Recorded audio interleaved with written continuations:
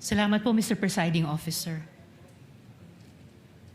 Ms. Gina, alam niyo po ba kung lahat ng mga detalye dun sa acknowledgement receipts ay totoo? Yung petsa kung kailan binayaran na ang isang produkto o serbisyo, kung saan po binili o binayaran ito, kung ano yung item na yon at saka yung halaga.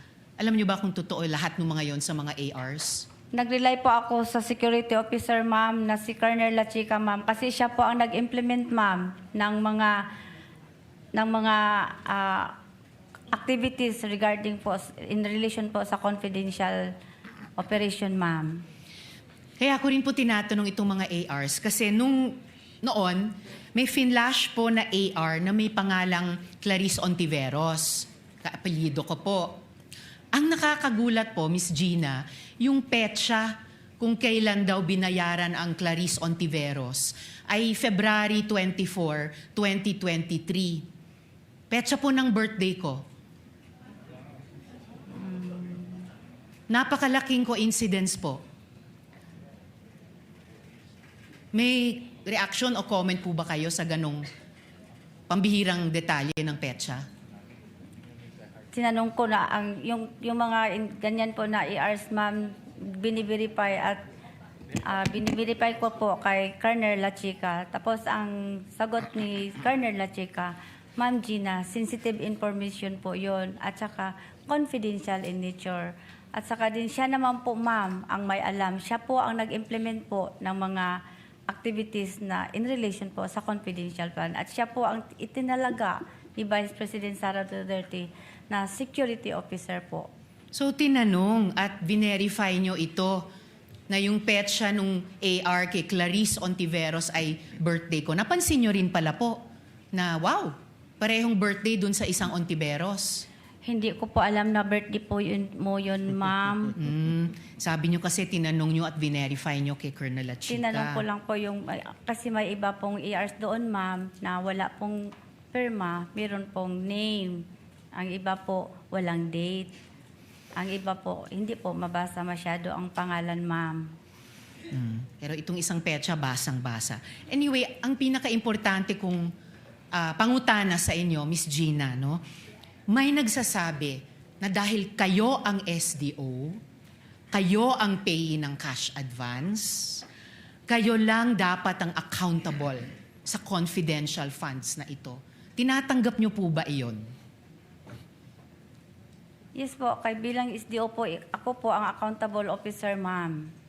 So, kung wala pong alam si Colonel La Chica, kung wala pong alam si VP Sara Duterte sa paggamit nito, kung hindi ma-explain kung saan napunta ang pera, kayo lang ang mananagot. Tama po ba yun? Meron naman pong itinalaga si Vice President, ma'am, na si Colonel La Chica na magiging security officer po, ma'am, na siya po ang mag-implement, ma'am, kasi wala po akong eksperto, ma'am, kung paano po i-implement ang mga confidential activities po on the ground, ma'am. Miss Gina, wala naman pong implementing officer sa memo circular, wala pong implementing officer sa ibang mga dokumento. Ang importanteng job doon na kayo ang nagpupuno ay accountable officer. So, okay lang po ba yon na kung may mapatunayang ibang nagkasala, kayo ang mapaparusahan para doon? Ibig sabihin, ma'am, kung may mga mali po doon, sa akin po ang responsibilidad na accountable po. Sa akin po. Kapag may mali doon, kanina sinabi nyo si VP Sara ang nagdesisyon na i-withdraw ang in cash ang total over 4 quarters ng 500 million pesos. Kanina sinabi nyo na si VP Sara ang nagdesisyon kanino ito ibibigay, si Colonel La Chica. Kung mapatunayan na mali yung mga ginawang iyon ni VP Sara, okay lang ba sa inyo na kayo ang mapaparusahan sa desisyon ng iba? Kasi ako po ang accountable officer, ma'am. So okay lang po sa inyo, kayo po ang sasalo ng sisi ng iba. Kindly wind up, Senator John Winding Rizzo. up, Mr. Presiding Officer. fair po ba yon? May ibang nagdesisyon, may ibang nagpagawa, kaya lang kayo yung nakalagay dun sa blanco na accountable officer, kahit hindi kayo ang nagdesisyon sa pag-encash, hindi kayo ang nagdesisyon sa ibibigay kay Colonel La Chica. Fair ba yon? Kayo po ang mapaparusahan? Alam ko po, ma'am, na alam po ni Ma'am Vice President Sara Duterte ang ginagawa niya. I hope po alam niya ang ginagawa niya. And I hope po maging fair ang kinalabasan nitong lahat ng proseso sa inyo. Salamat kaayo, Miss Gina. Salamat Maraming po, ma'am. salamat po, Mr. Presiding Officer. Thank you, Senator Judge Ontiveros. Senator Judge Lacson, you may proceed, sir. You have 2 minutes when you're ready. Thank you, Mr. Presiding Officer. Good afternoon, Ms. Gina. Good afternoon po, Yeah. sir, Your Honor. Question number 1, between you and as the SDO, no, and Colonel La Chica as the security officer, sa ilalim ng batas ng Republika, sino may fiduciary responsibility? Sir, pwede po, Your Honor, pwede po matanong ano po yung Yun yung may responsibilidad pag inintras ka ng pera, ikaw may responsibilidad. Ako, So between you and Colonel La Chica, sino yung may responsibilidad sa pag-entras ng pera? ako Public po, funds, ikaw. Ako Thank you. po, Your Honor. Yeah. So each of the 4 times that nag-withdraw ka ng 125 million pesos, diretso mo bang nire-release ka agad kay Colonel La Chica? Hindi mo na dinadaan ito sa inyong vault? May vault ka sa office, di ba? Opo, Your Honor. Yung buong 125 million, hindi na ito dumadaan sa vault mo sa office? Are you referring po kung ano pong... Hindi. Kapag kasi yung vault, kaya kakailangan may vault bilang SDO, paglalagyan mo yun ng cash para safe, para secure. Opo. Paglalagyan mo rin yun ng mga classified documents para safe, para secure.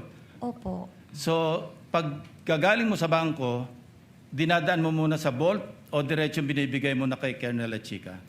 Pag na-encash na po ang cheque, Your Honor, habang papauwi po ako, tinawagan ko po si Colonel La Chica na... Hindi, pakisagot lang, na-encash na po. dumadaan ba sa vault ng office mo o diretso kay Colonel?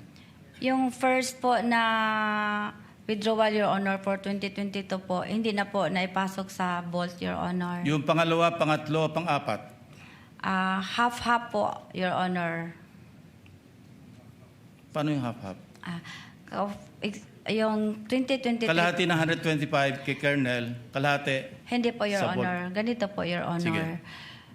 Yung 2023 po, Your Honor, ganun pa rin ang ginagawa ko, Your Honor. I-inform ang Vice Presidente na na-encash ko na ang cheque. And then, I also called up Security Officer Colonel La Chica na na-encash po na ang cheque. Then, agad po, magsagot po sa akin si Colonel La Chica na, yes, Ma'am Gina, pupunta ako. Pero beforehand pa po, Your Honor, nagbigay po ng advance ng copy si Colonel La Chica sa mga expenses na to be incurred na Hindi, yun ang tinatanong tanong ko, ko. Your Honor, yung object of expenditures, Wag mo na Your haluan ng Honor. iba, Miss Gina. No? Ang tanong ko lang, yung mismong cash, each of the 4 times na nag-withdraw ka, diretso yung 125 billion kay Colonel La Chica o meron ka pinasok sa vault? Yung, Lahat? yung, Each of the 4 times? hindi, lahat. Yung last quarter po of 2022, Your Honor, lahat po ng 125 million, nirelease ko po kay Colonel La Chica.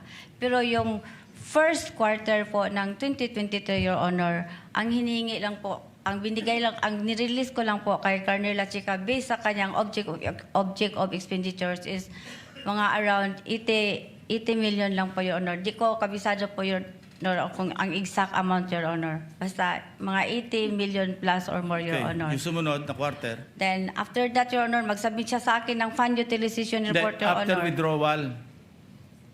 After withdrawal, Yeah. yung second quarter, Your Honor, ng 2023, 3 times ko na po na-release kay Colonel La Chica. And same also with the third quarter of 2023. 3 times ko po na-release. 3 tranches. Three Tranches. times. 3 tranches. Tranches. So, okay, lipat na tayo ng topic. Kasi sa pagkaalam ko, and assume, alam mo rin ito, no? Kapag purchase ng supplies, maski paggamitin sa confidential activities, kailangan may official receipts, may sales invoices. Di ba? Napirmado ng totoong tao, hindi alias. Pag supplies, hindi yung purchase of information.